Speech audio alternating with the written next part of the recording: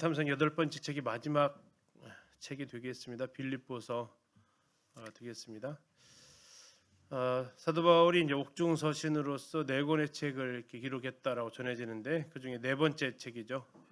에베소서, 골로새서, 빌레몬서는 했고 빌립보서가 그 4번째 책입니다. 로마에 가택연금 되어져 있었고 약 2년 동안 그곳에서 바울은 시간을 보내게 됩니다.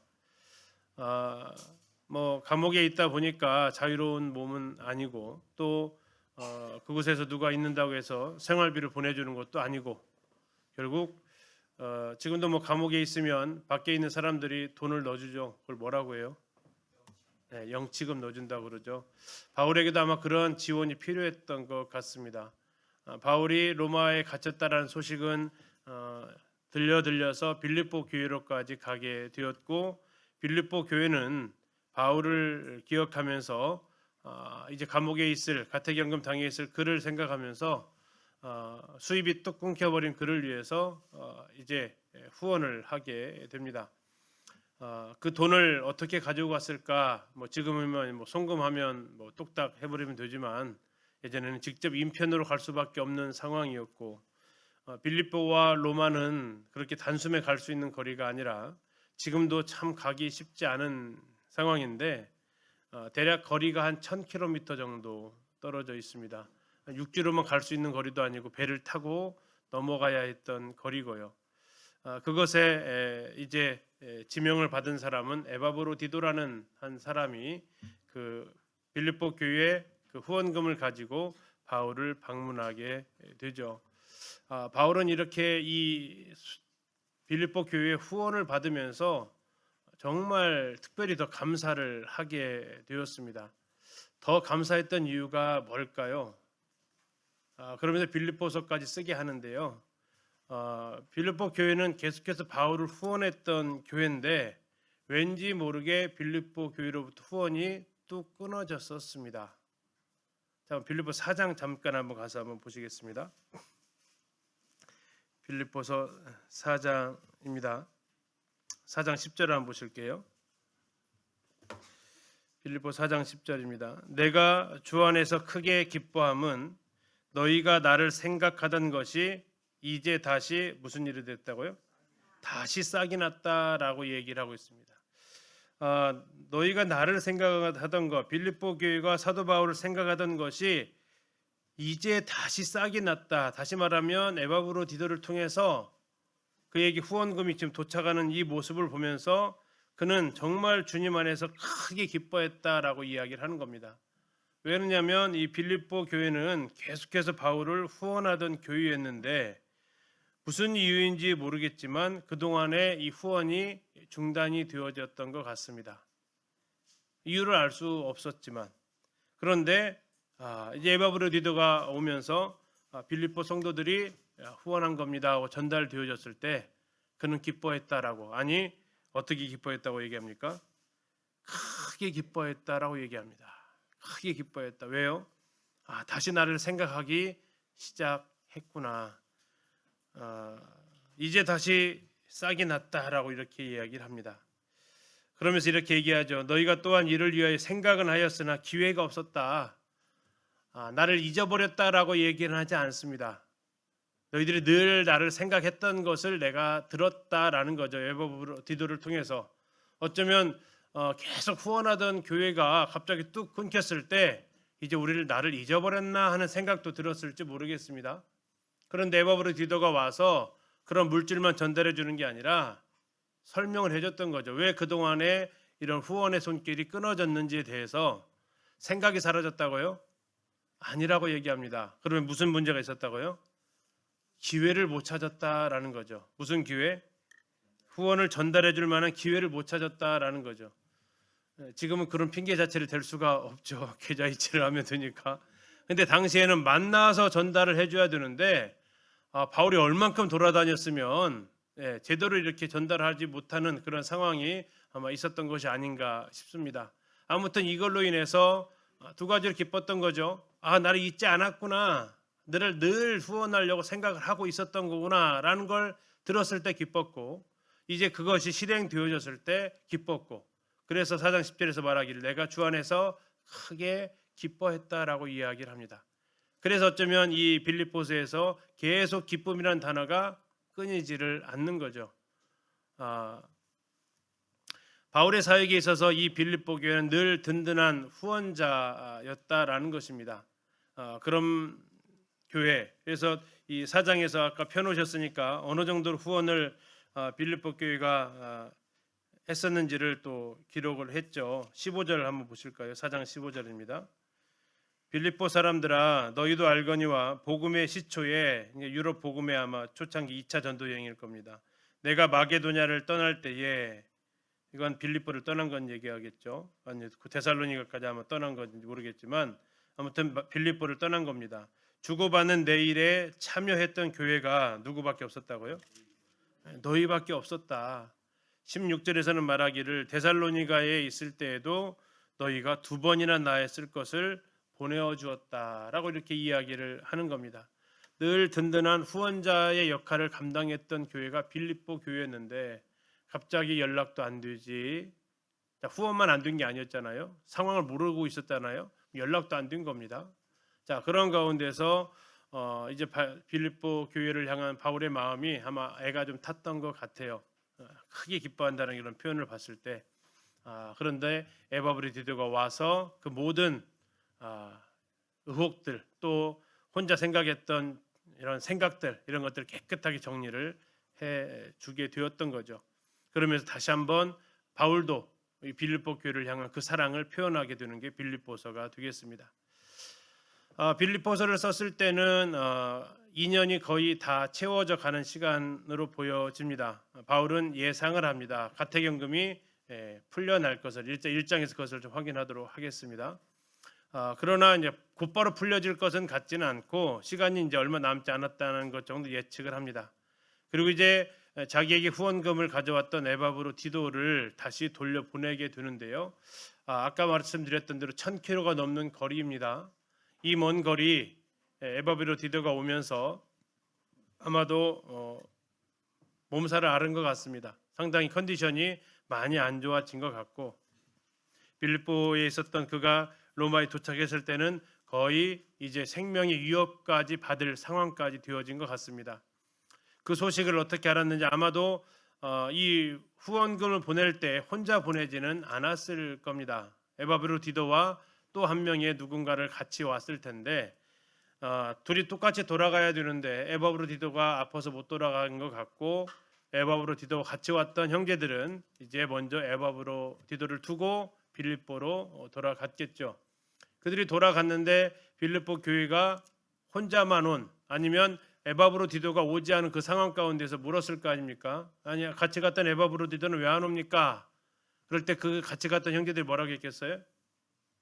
사실은 지금 몸이 많이 안 좋아서 함께 올 수 없었습니다. 그래서 로마에 두고 왔습니다. 이게 지금 2장에 나와 있는 빌립보 성도들이 에바브로디도가 아프다라는 소식을 알게 된 배경을 좀 이렇게 지금 한번 추론을 해 보는 겁니다.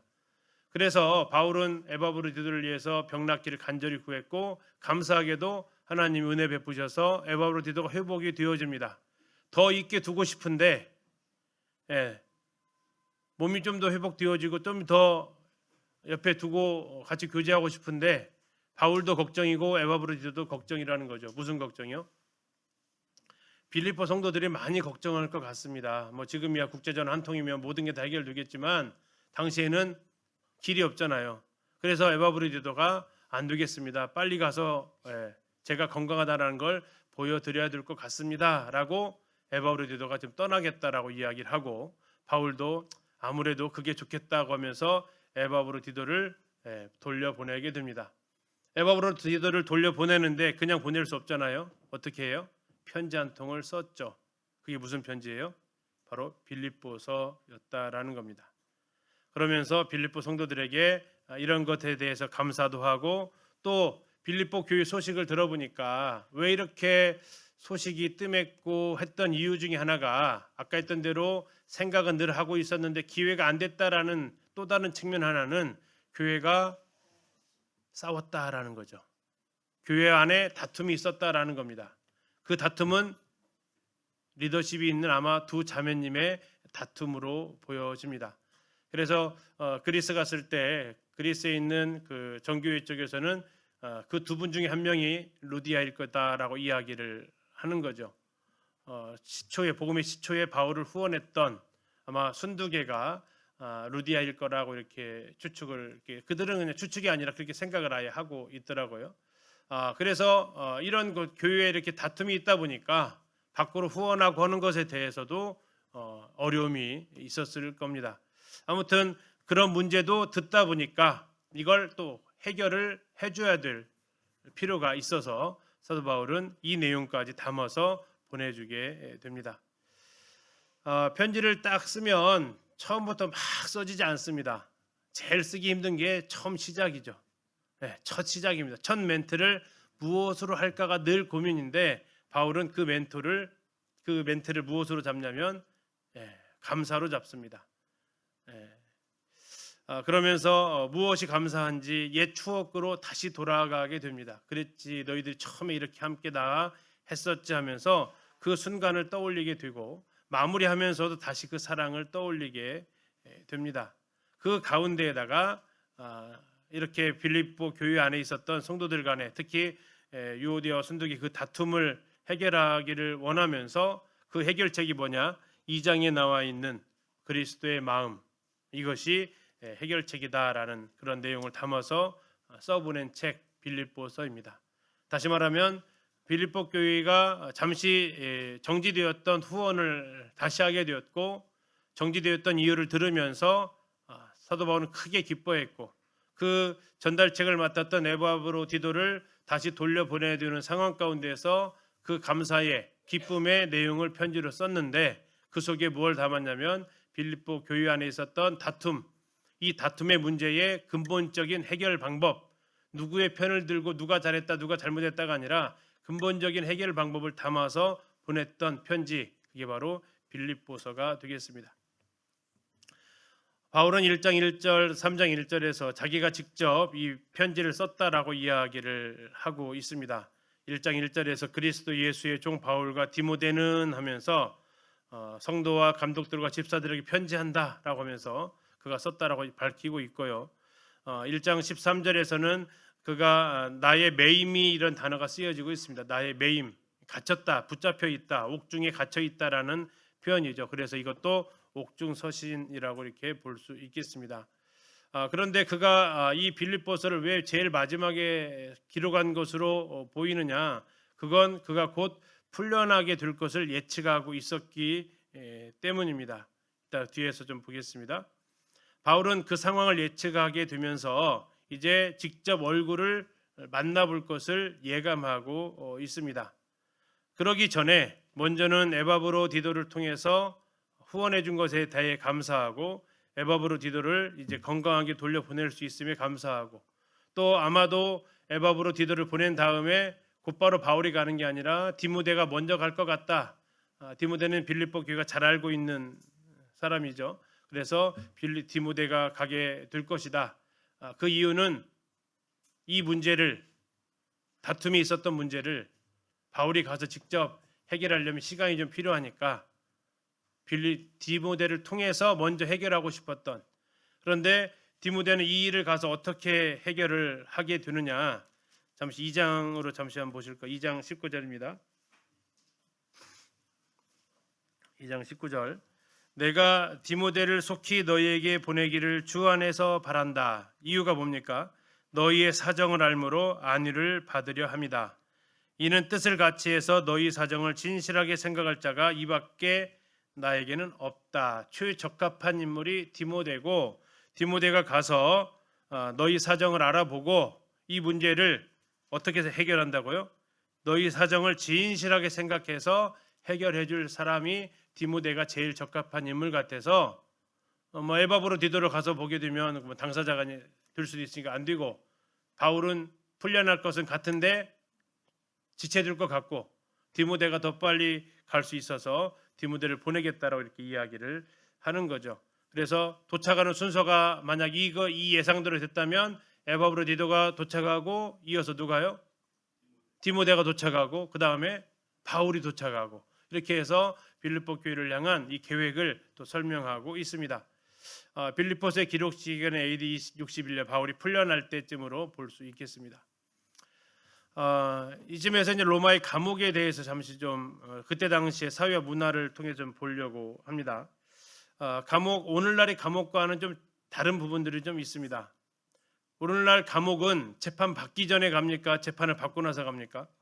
받고 나서 가죠. 그런데 당시의 로마는 주 5세기에 로마 법전 속에 있는 학설 휘찬, 요즘 우리 영어로 표현하면 다이제스트입니다. 여기에서 이렇게 표현되어져 있습니다. 감옥은 재판 받을 날을 기다리는 사람을 수용하는 곳이지 그들을 징벌하는 곳이 아니다. 그래서 왜 사도 바울이 벌도 확정되지 않았는데 가택연금을 시키냐? 어쨌든 이것도 감옥이잖아요. 그 이유가 뭐라고요? 재판 받을 날을 기다리게 하기 위해서라는 겁니다. 자, 두 번째, 그러면 언제 이것이 해결되느냐? 판결이 내려지면 형벌이 가해질 때까지 임시 감금이 되어지게 됩니다. 그러면 형벌이 가해지면 그 형벌은 그 사람의 벌에 따라서 달라지는 게 아니고 무슨 죄를 졌느냐에 따라 달라지는 게 아니라 뭐에 따라 달라져요? 그 사람의 지위에 따라서 달라진다라는 겁니다. 부자는요, 벌금으로 끝내주고요. 돈 없으면요, 몸으로 때워야 되고요. 이 사이도 역시 불공평한 거죠. 유전 무죄, 무전 유죄처럼 이게 이제 당시 로마의 모습이었고, 그래서 바울의 투옥은 왜 가택연금으로 보냐? 아직 재판을 받지 않은 상태이기 때문에 이걸 가택연금으로 본다라는 겁니다. 대신 재판받을 죄수가 어쨌든 혐의가 있어도 왔잖아요. 도망가면 안 되잖아요. 도망 못 가게 하는 것 중에 하나가 족쇄를 채우는 건데, 평상시에 족쇄를 채워놓는 게 아니라 어디로 이동을 할 때 족쇄를 채우거나 또는 사람들이 면회하러 왔을 때 족쇄를 채웁니다. 왜요? 면회 왔던 사람이 탈주시키면 안 되니까. 그렇게 해서 족쇄를 채웠고 평상시에는 그냥 있을 수 있었습니다. 그 옆에 병사 한둘 두고 있게 했죠. 로마에서의 장기 복역은 로마를 중심으로 해서 일정 거리 안에 접근하지 못하게 하는 유배, 우리나라로 표현하면 귀향 보낸다라고 하잖아요. 귀향 중에서도 이 거리에 따라서 차별이 있죠. 우리나라에서 가장 심한 벌은 어디로 귀향 보내요? 제주도를 비롯한 섬으로 보냅니다. 섬. 좀 약한 것은 경기 인천, 강화도 그쪽. 좀 더 멀면 이쪽 전라남도 끝까지 이렇게 가는. 이거에 따라서 달라지는데 여기도 마찬가지죠. 로마에서 벗어나게 한다라는 겁니다. 그래서 유배를 보내거나 아니면 감옥에 가두어둬서 이제 지하 감옥 같은, 사도 바울 같은 경우 죽기 전에 이제 마르티네라고 하는 그 지하 감옥에 갇혀 있었는데 그런 곳에 감금을 하는. 그러나 사도 바울은 이 유배도 아니고 감금도 아닌 재판받기 전에 2년 동안 가택연금 상태였다라고 이렇게 보시면 되겠습니다. 가택연금이라 하더라도 아무도 그럼 혼자 지내는 게 아니고 지키고 있다라는 거죠. 특별히 이 바울은 황제 가이사에게 항소를 했습니다. 그래서 그를 지키는 사람들이 누구라고 나와 있냐면 1장 13절에 시위대가 지키고 있다라는 거죠. 왕실과 관련되어져 있는 군인들, 그들에 의해서 지금 바울은 이제 관리가 되어지고 있는 상태였다라고 생각하시면 되겠습니다. 배경을 좀 살펴보면 마게도냐의 유력한 도시였습니다. 이 빌립보라는 이야기는 알렉산더의 아버지가 필립 2세인데 그 사람 이름을 따서 지어지게 되었고요. 여기에 이제 문박 강가라고 되어져 있었던 루디아가 세례받았던 장소가 있습니다. 그 문박이라고 했을 때 그분이 크레니데스라는 그 도시의 문입니다. 성의 문. 그래서 문박이라고 했을 때 선생님 16장에 나오는 문박이라고 했을 때 그것은 크레니데스라는 그 성읍의 문이다라고 생각하시면 되겠습니다. 이곳이 왜 이렇게 인기가 많아졌냐? 여기에서 금이 나왔습니다. 금광이 나온 거죠. 금광은 군사에 그 키우고 또 군사를 유지하는 데 필요한 자금으로, 군자금으로 사용이 되어지게 되었습니다. 나중에 이곳이 이제 로마 시대 때 그 가이사가 죽은 이후에 가이사 편에 있었던 두 장군 옥타비아누스하고 안토니우스, 다음에 이 가이사를 시저를 죽였던 카시우스와 블루투스, 이 둘이 여기서 대판 싸우게 됩니다. 그것을 가리켜서 이제 세계사에서는 필리피 회전이라고 하는데, 여기에서 이제 옥타비아누스가 안토니우스가 이기게 되죠. 나중에 옥타비아누스가 최종 안토니우스를 이기면서 이 빌립보에다가 안토니우스 편에 있었던 장군들 죽이지 않고 이곳에 강제 퇴역을 시킵니다. 이게 쉽게 제대를 시킨 거죠. 대신 로마로는 못 들어오게 합니다. 왜 그럴까요? 영향력을 또 행사할 수 있으니까. 여기서 그냥 조용히 살아라. 대신 세금 면제해 주겠다. 그래서 이 당시에 그 이후에 이 빌립보는 작은 로마로 불려진 도시가 됩니다. 그 이야기를 지금 간단하게 좀 말씀을 드렸고요. 그래서 이곳에서의 제일 중요한 특권 중에 하나가 3장에 나와 있는 로마 시민권입니다. 누구한테 주어졌냐? 빌립보 도시에 사는 사람들에게 주어지게 됩니다. 이 시민권은 특권이 여러 가지가 있었죠. 바울에게서도 볼 수 있는데, 재판을 받지 않고는 매를 받지 않다거나 또는 십자가형의 그러한 참수를 당하지 않는, 그래서 바울은 로마 시민권자여서 십자가에서 죽은 게 아니라 목베임을 당해서 죽게 되죠. 베드로는 로마 시민권자가 아니어서 십자가로 죽게 되고요. 차명에 처하게 되는데, 이것이 이제 로마 시민권의 유무에 따라서 달라지는 또 사형 제도가 됩니다. 사도행전을 통해서 우리 빌립보 교회가 2차 전도 여행에서 세워졌던 마게도냐 지역의 처음 교회라는 걸 우리가 살펴보게 되었고, 바울이 이 빌립보서를 썼던 시기는 약 10년 정도가 지난 시간이었습니다. 10년 정도 지났는데 이곳에 1장 1절에 가서 보니까 빌립보 교회가 체계를 잡아가고 있었습니다. 그 안에 성도들과 감독들과 집사들이 있었다라는 거죠. 오늘날 개척한 지 10년 되면 바로 이렇게 장로 세워지고 집사 세워지는 교회가 많지는 않은데, 빌립보 교회는 상당히 좀 안정적인 교회를 유지하고 있었다라는 거죠. 바울이 갇혔다라는 소식을 듣고 빌립보 교회는 그동안에 참 많이 도왔다가 한동안 못 도왔는데 다시 에바브로디도, 그들의 말로 기회가 없었다라고 했잖아요. 바울이 계속 돌아다니면 못 만나니까. 근데 최상의 기회는 감옥에 갇힌 것이 최상의 기회 아닙니까? 왜요? 어디 옴짝달짝 못하니까.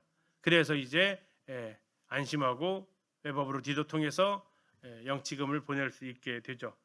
그런데 이제 에바브로디도가 중병에 걸리게 되고, 아까 말씀드린 대로 그가 다행히 하나님이 살려주십니다. 그래서 그를 다시 돌려보내면서 안심케 하려고 이 편지를 써서 같이 들려보내게 됩니다. 기록한 목적은 앞에서 말씀드렸던 대로 다시 생각난 것에 대해서 너무 감사하고 기뻐서 그 감사의 마음을 전하고자 함입니다. 두 번째는 바울이 이제 곧 풀려날 것 같다라고 이야기하면서 너무 걱정하지 않도록, 그러나 바울은 갇혔어도 이 복음 전하는 것이 갇히진 않았다라고 이야기를 하면서 걱정하지 말라고 이야기해 줍니다.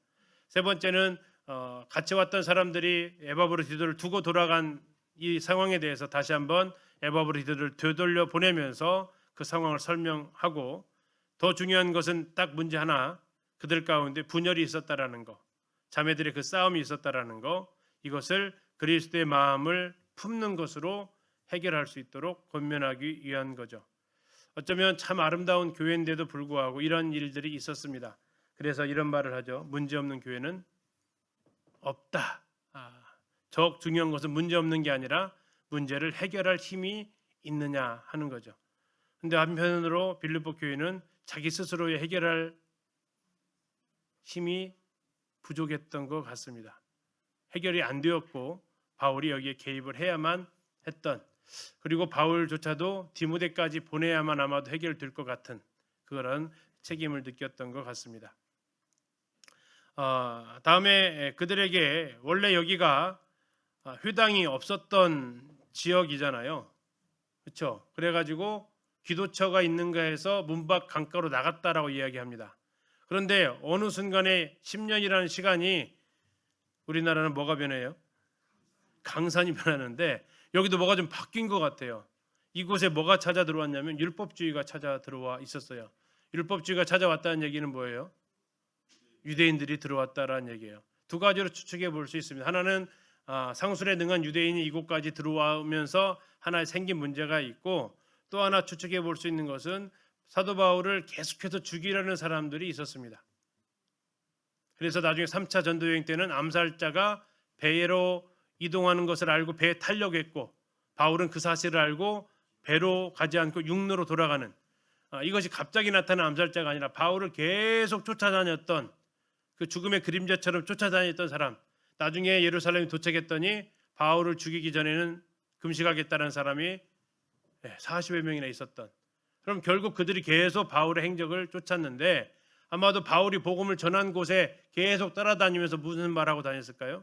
바울이 전한 복음이 가짜다, 엉터리다, 그러면 너희들 율법이 아무 힘이 없다고 하지만 아니다 하면서 율법을 계속해서 만나는 사람들에게 아마 뿌렸을 것으로 또 보여집니다. 그것이 빌립보 교회도 영향을 준 것으로 또 볼 수도 있겠습니다. 아무튼 둘 중에 어떤 일이 일어났는지는 모르겠지만 유대인 회당도 없었던 이곳에 율법주의가 들어가게 되고, 이것이 복음과는 맞지 않다라는 걸 다시 한번 정리를 해줘야 되었던 것이 또 기록의 목적이기도 합니다. 빌립보서의 특징은 한마디로 기뻐하라입니다. 그런데 항상 기뻐하라라고 얘기합니다. 그리고 주 안에서 항상 기뻐할 수 있다라고 이야기를 합니다. 기뻐하라, 할 수 있죠. 항상 기뻐하라, 어쩌면 불가능해집니다. 그러나 이게 가능할 수 있는 건 주 안에서는 항상 기뻐할 수 있다라고 이야기를 하죠. 바울이 환경이 좋아서 기뻐할 수 있다라고 말하지 않습니다. 내가 기뻐할 수 있는 건 감옥에서의 기쁨이다, 환경을 초월한 기쁨이다라고 이야기를 하죠. 그가 기뻐할 수 있었던 것은 바울이 감옥에 갇혔어도, 지난번에 빌레몬서 말씀드렸지만 바울은 나는 로마의 죄수로 있다라고 한 번도 이야기하지 않았습니다. 나는 그리스도 예수를 위해서 감옥에 갇혔다. 그는 주 안에서 기뻐할 수 있었다라고 말하고 있었습니다. 빌립보서는요, 특별히 교리적인 내용이 없습니다. 결국 두 사람이 싸웠던, 유오디아와 순두기가 싸웠던 내용도 교리적인 싸움은 아닙니다. 빌립보서 2장을 추론해 보면 누가 더 낫냐 하는 싸움이었던 것 같습니다. 누가 더 헌신했냐, 누가 더 열심히냐, 누가 더 하면서 비교하는 그러한 싸움. 그래서 빌립보서에는 교리적으로 그런 내용이 나와 있지 않아서, 내용이 옥중서신 중에서 빌레몬서 빼고는 에베소, 골로새서잖아요. 그 두 개랑 비교하면 너무 평이하고 너무 쉽습니다. 그래서 읽는데 크게 어려움도 없죠. 내용을 이해하는 데도 어려움이 없습니다. 다만 삶에 적용하기에는 우리가 또 다른 측면이죠. 왜요? 우리 가운데도 늘 다툼과 비교와 원망이 우리에게 있기 때문에. 그러면 그것에 대한 문제가 빌립보 교회만의 문제는 아니고 오늘날 또 모든 교회의 문제이기도 하죠. 빌립보서는 4장까지 되어져 있습니다. 1장에는 바울이 지금 형편을 이야기해주고 있습니다. 그리고 빌립보 교회를 향한 권면을 이야기합니다. 2장에서는 4장의 문제, 바울이 2장부터 4장에 나와 있는 그 두 인물을 끄집어내지 않습니다. 유오디아 순두기의 싸움은 저 마지막에 가서 실명을 거론을 해요. 아마도 생각을 해보면 실명을 거론할 마음이 처음에는 아마 없었지 않을까 싶기도 합니다. 그러면 가장 문제의 근본적인 해결 방법을 먼저 제시를 하는 거죠. 그게 뭐냐면 그리스도의 마음을 품는 거. 또 이해 못할까 봐 샘플을 가지고 이야기를 합니다. 그리스도의 마음에 그 샘플을 가진 사람이 3명 있는데, 한 사람은 나 바울이고, 또 한 사람은 디모데고, 또 한 사람은 에바브로 디도다라고 하면서 2장에 그 예시를 보여줘요.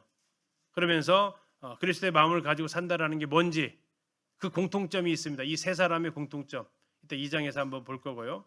그러면서 바울은 내가 유익하던 다 버렸다, 나는 이제 표대를 향해서 달려간다 하면서 마지막 4장에서 꺼낼까 말까 하다가 성령의 강권하심으로 실명을 거론을 합니다.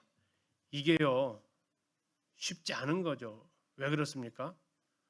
아까 했던 대로 이 두 여인은 영향력 있는 자매들이었다라는 겁니다. 영향력 있는 자매들인데 교회에서 이거 가져가면 어떻게 해야 된다겠어요?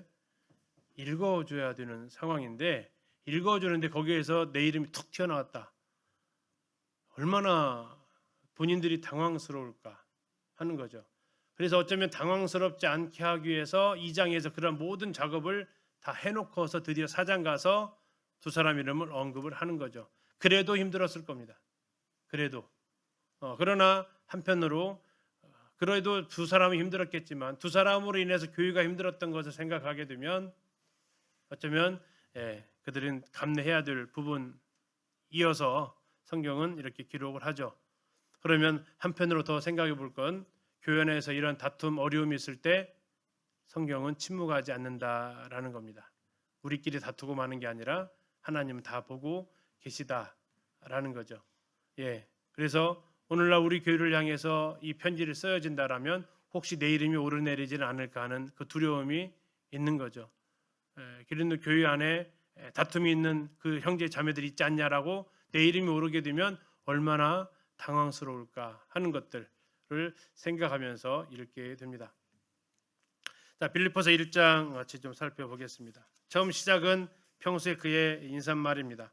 그리스도 예수의 종 바울과 디모데는 그리스도 예수 안에서 빌립보에 사는 모든 성도와 또한 감독들과 집사들에게 편지하노니. 여기에서도 동일하게 바울은 자신을 사도라고 이야기하지 않고 있습니다. 빌레몬서에서도 사도라고 얘기하지 않고 있다는 얘기죠. 그것은 아주 친근한 서신, 친근한 사이임을 보여주는 모습이기도 합니다. 더 나아가서 바울은 이곳에 세 부류의 사람들이 있었다라는 걸 언급하고 있었습니다. 자, 누가 있었어요? 모든 성도, 두 번째 감독들, 세 번째 집사들. 자, 누가 제일 높은 것 같아요? 네, 모든 성도가 제일 높죠.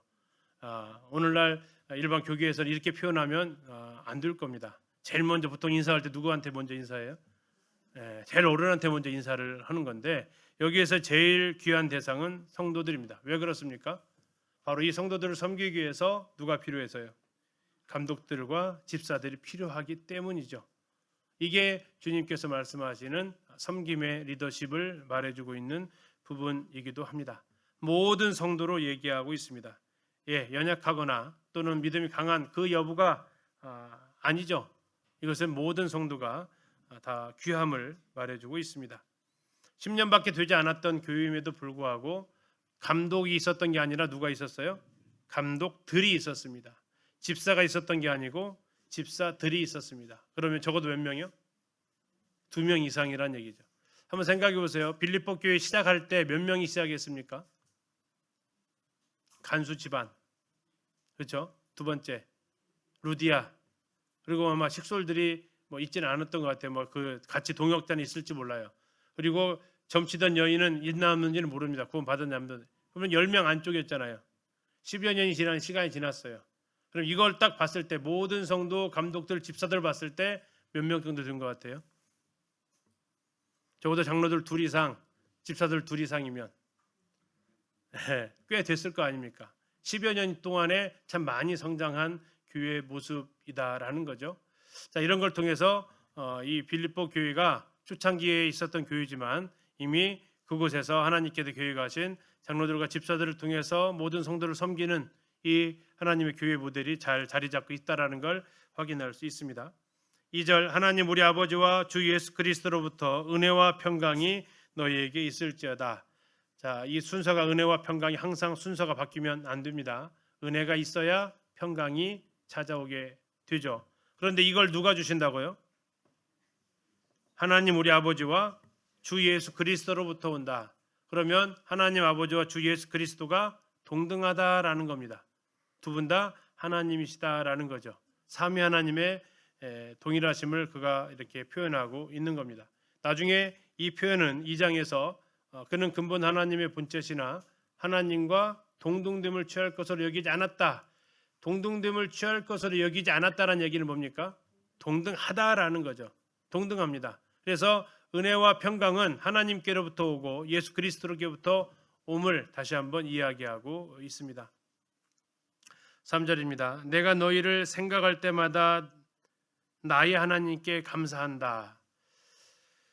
간구할 때마다 너희 무리를 위하여 기쁨으로 항상 간구한다. 이렇게 고백하는 교회, 참 아름다운 모습 아닙니까? 뭐 덧붙일 일 말이 더 필요 없을 정도의 참 좋은 표현입니다. 누군가 나한테 이렇게 이야기를 한다면 참 얼마나 좋을까. 내가 자매님 생각할 때마다 항상 하나님께 감사해요. 내가 형제님 생각할 때마다 항상 기도를 하는데 기쁨으로 기도해요. 걱정돼서 기도하는 게 아니라 기쁨으로 기도가 돼요 하는 이러한 이야기를 듣는다라는 건 얼마나 참 복된 모습일까요? 그래서 형제님을 위해서 자매님을 위해서 기도한다라는 건 나에게 짐이 아니에요. 그건 나에게 즐거움이에요 라고 지금 표현하고 있는 참 아름다운 모습입니다. 누가 나를 생각할 때 감사가 될까요? 누가 나를 생각할 때 기쁨으로 기도하게 될까요? 더 나아가서 나는 누구를 떠올리면 감사가 되십니까? 우리 성도님들 누구를 생각하면 기쁨으로 기도가 되어집니까? 한숨부터 훅 쉬어지는 게 아니라 그냥 기도하는 그 사람 이름 떠올리면서부터 내 입가에 미소가 싹 도는 사람 누굽니까? 이게 우리에게는 또 있어야 될 대상이고 또 중요한 건 내가 바로 성도들에게 그러한 대상이 되기를 소원하게 됩니다. 그런데 그러면 저절로 그렇게 되냐? 다 그렇게 되냐? 아니다라는 겁니다. 빌립보 교회가 바울에게 있어서 생각할 때마다 감사가 되고 기도할 때마다 항상 기쁨으로 기도했던 이유가 5절에 나와 있습니다. 그건 뭡니까? 이렇게 항상 간구하는 이유는 5절 너희가 첫날부터 이제까지 복음을 위한 일에 참여하고 있기 때문이다. 첫날이 언제입니까? 마게도냐 지역 빌립보에 처음 교회가 시작될 때입니다. 사도행전 올 때 우리는 기억하십니다. 루디아가 구원받고 나서 제일 먼저 한 일이 뭡니까? 루디아가 구원받고 나서 제일 먼저 한 일이 뭐예요? 바울을 강권해서 어디에 머물러 하겠어요? 자기 집으로 초대를 했어요. 강권해가지고 안 하겠다는 바울을 강권해서 자기 집에 머물라고. 그래도 싫다고 하니까 뭐라고 협박했어요? 나를 주 믿는 자로 알면 들어오시라고. 도저히 거부할 수 없는 조건을 내걸었죠. 나를 주 믿는 자로 알면 들어오시라고. 안 오면은 나 주 안 믿는 거로 당신 생각하는 거 내가 알겠다고 할 정도로 강권해서 이렇게부터 섬겼던 곳이 빌립보 교회였습니다. 일꾼들이 왔을 때 자기 집에서 머물게 하는 이 모습을 루디아가 구원받기 시작하면서부터 시작했던 교회. 첫날부터 언제까지요? 이제까지는 뭐예요? 누구를 통해서 왔어요? 에바브로디도를 통해서 후원금을 가져오는 이 순간까지 무엇을 했대요? 복음을 위한 일에 참여하고 있었다. 그럼 복음을 위한 일이 뭘까요? 복음을 위한 일.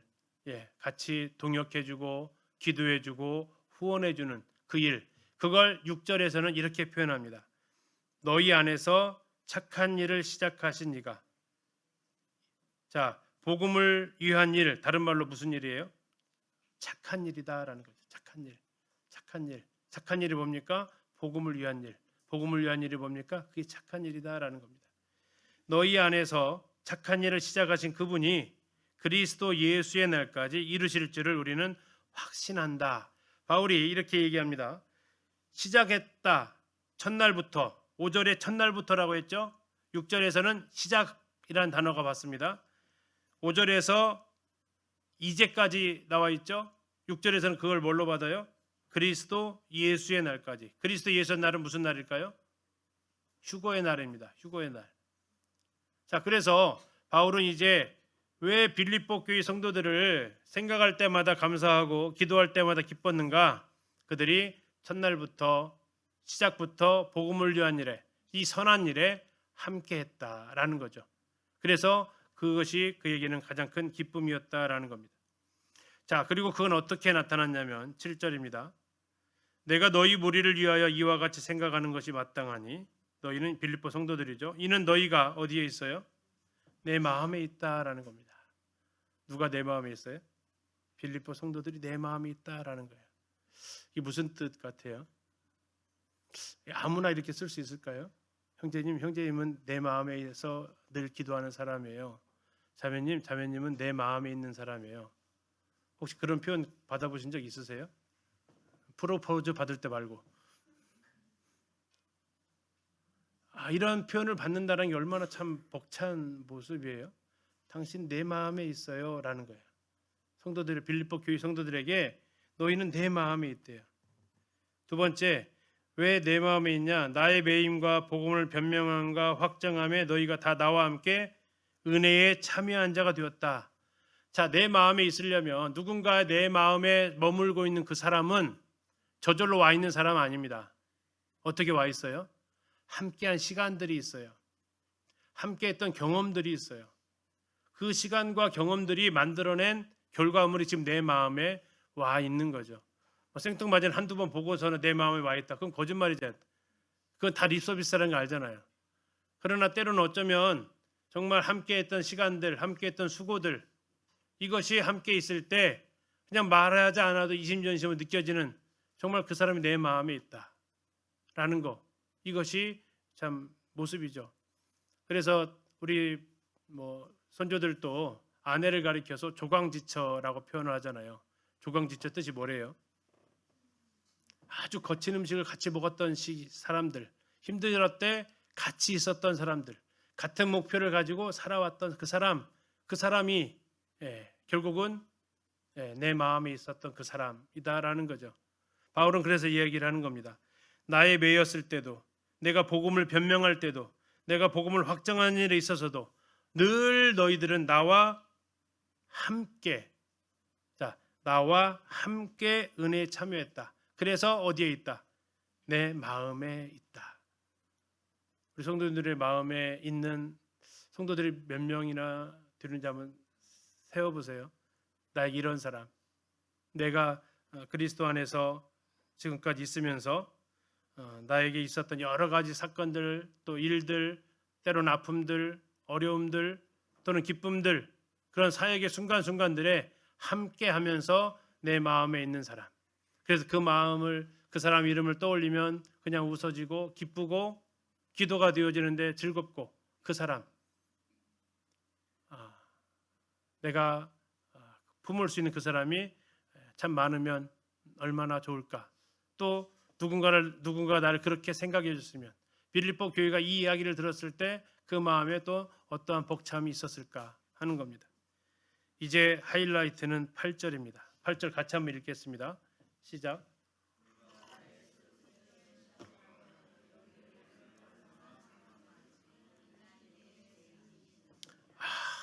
이 말 죄송합니다. 이 연애 편지에 딱 들어가면 딱 좋을 말 아닙니까? 아내가 기억하고 있는지 모르겠지만 제가 이 구절 가지고 편지도 썼었는데, 내가 어떻게 사랑한다고요? 예수 그리스도의 심장으로 사랑한다라고 얘기합니다. 예수 그리스도의 심장으로 예수 그리스도의 심장. 이 관이 아무렇게 쓸 수 있는 말 아니잖아요. 두 번째, 누구가 증인이래요? 하나님이 증인이래요. 이 하나님이 증인이다 하고 많은 증인 중에 하나님을 내세운다면 얼마나 그가 이 표현에 대 있어서 떳떳하고 당당하고 솔직한지, 정직한지. 이거 만약에 조금이라도 거짓 있으면 하나님이 바로 이증, 거짓말 탐지기에서 삐 소리가 났겠죠. 아니다. 근데 아니다라고 얘기합니다. 예수 그리스도의 심장으로 사랑한답니다. 그리고 하나님이 여기에 증인이다라고 고백하고 있습니다. 바울이 빌립보 교회를 향한 온전한 마음입니다. 참 이러한 사람이 내 옆에 있다라는 거, 이러한 교회가 우리 곁에 있다라는 거 참 소중한 기쁨이죠.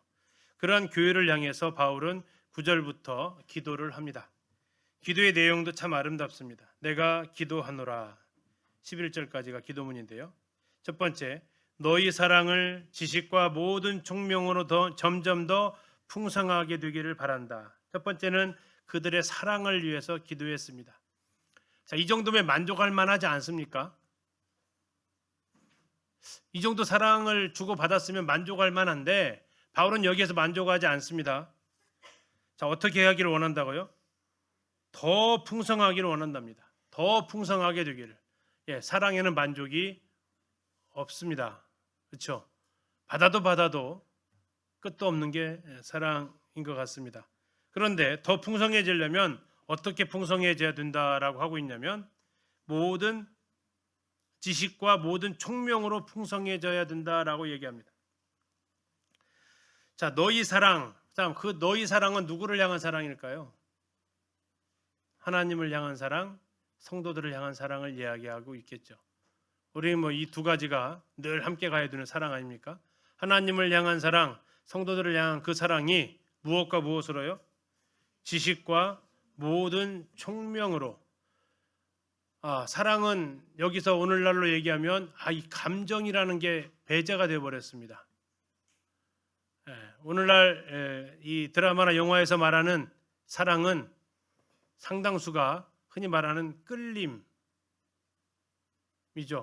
첫눈에 반하는, 마음의 동요가 일어나는, 설레이는 이런 것이 사랑으로 전부인 것처럼 포장되어지고 있는데 바울은 여기에서 성령의 감동으로 기록하면서 우리의 사랑은 그렇게 끌림이나 설렘이나 이런 것으로 풍성해지는 게 아니라 무엇을 통해서 풍성해진다고요?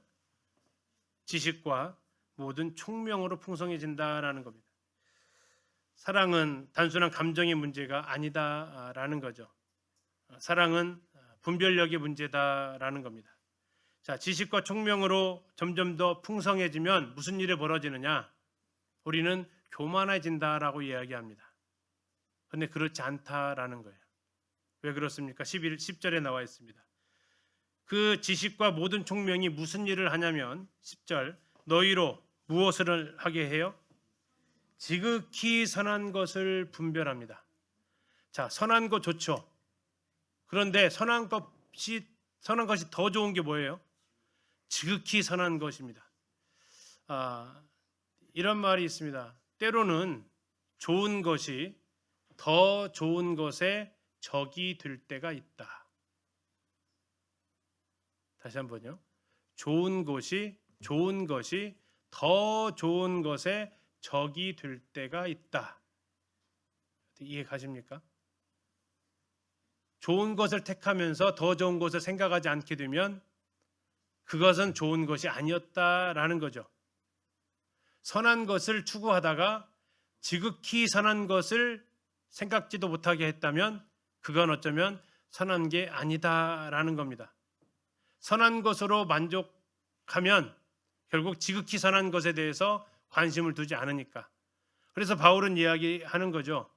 너희들이 선한 것을 분별하기를 원하는 게 아니라 뭘 분별하기를 원한다고요? 지극히 선한 것을 분별하기를 원한다. 그 지극히 선한 것을 어떻게 분별할 수 있다고요? 지식과 모든 총명으로 풍성해질 때 알 수 있다라는 겁니다. 그래서 우리도 좋아하는 게 있지만 더 좋아하는 거 있잖아요. 근데 좋아하는 것에다만 하다 보면 더 좋아하는 것에 대해서 놓치게 된다라는 겁니다.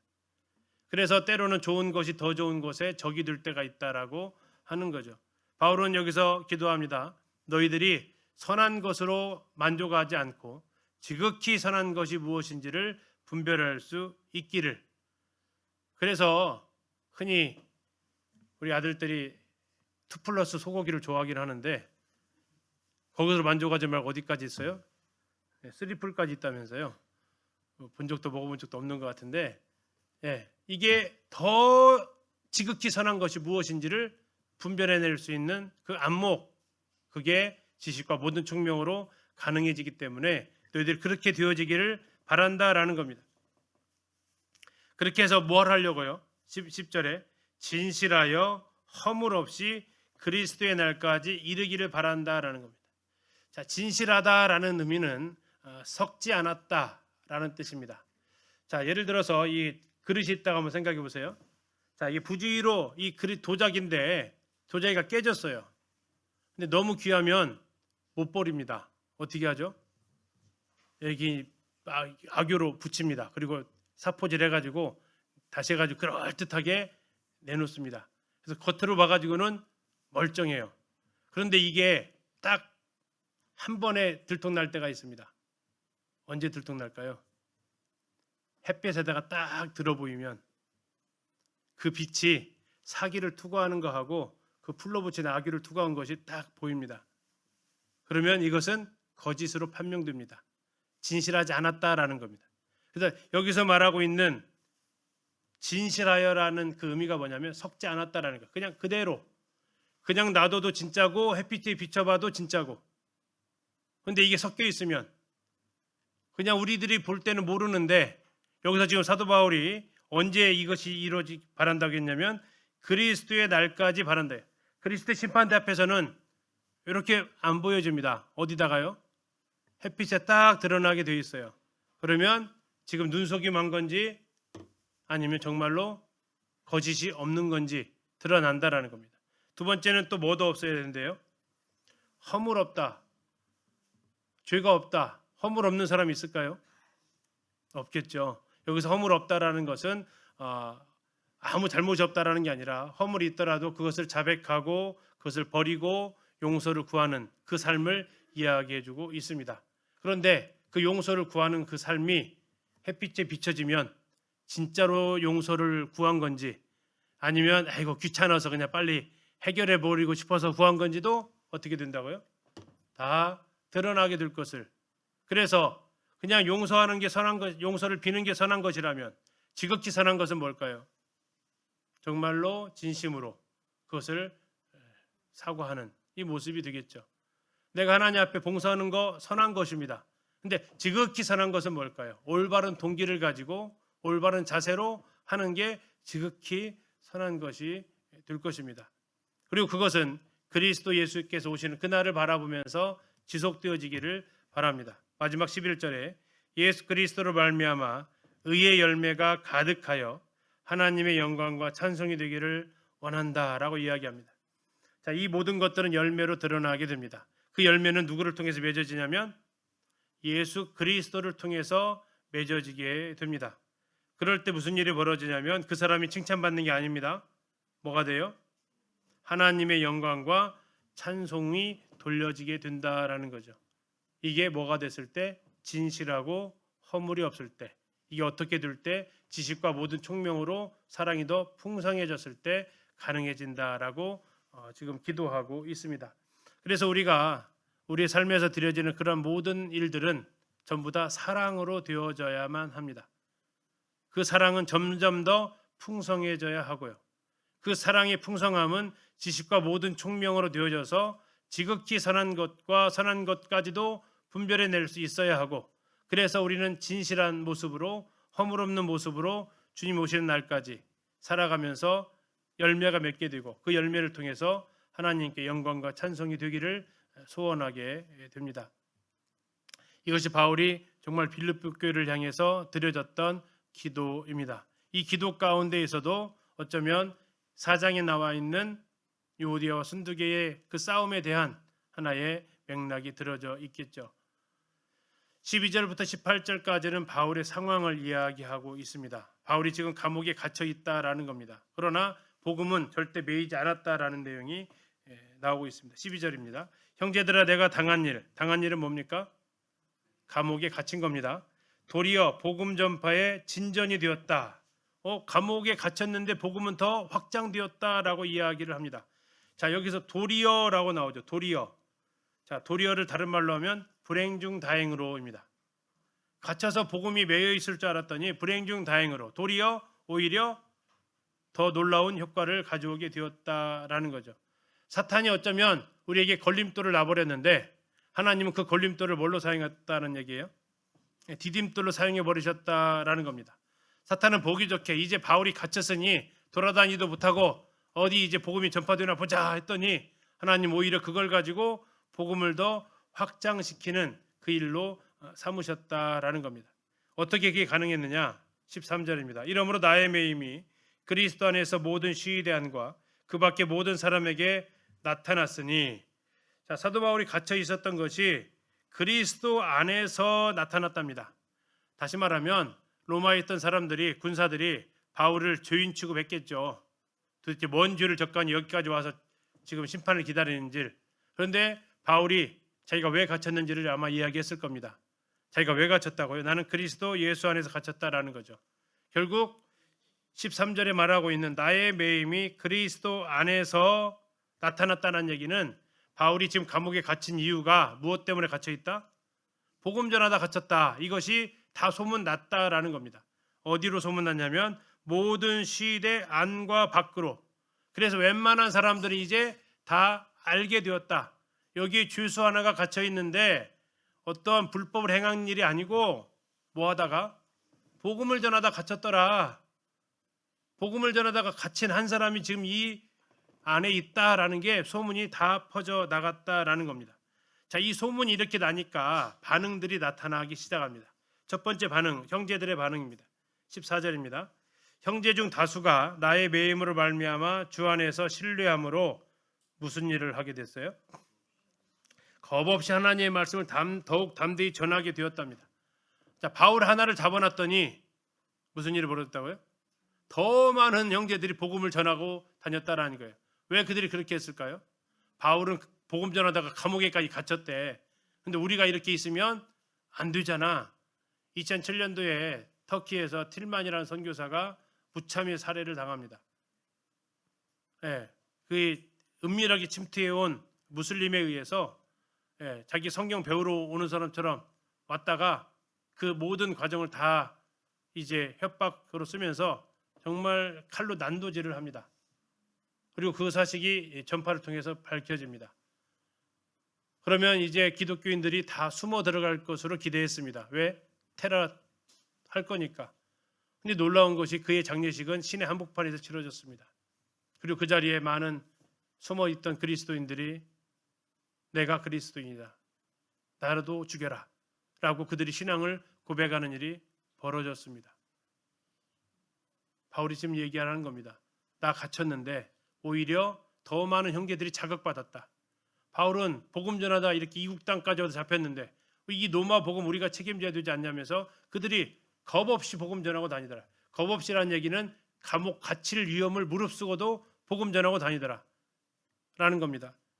자, 두 번째 사람들의 반응입니다. 15절입니다. 어떤 이들은 뭘로 해요?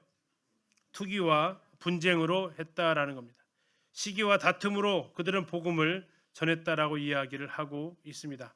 아마도 그들은 이제 더 이상 바울이 이 복음을 주름잡게 하지 말자.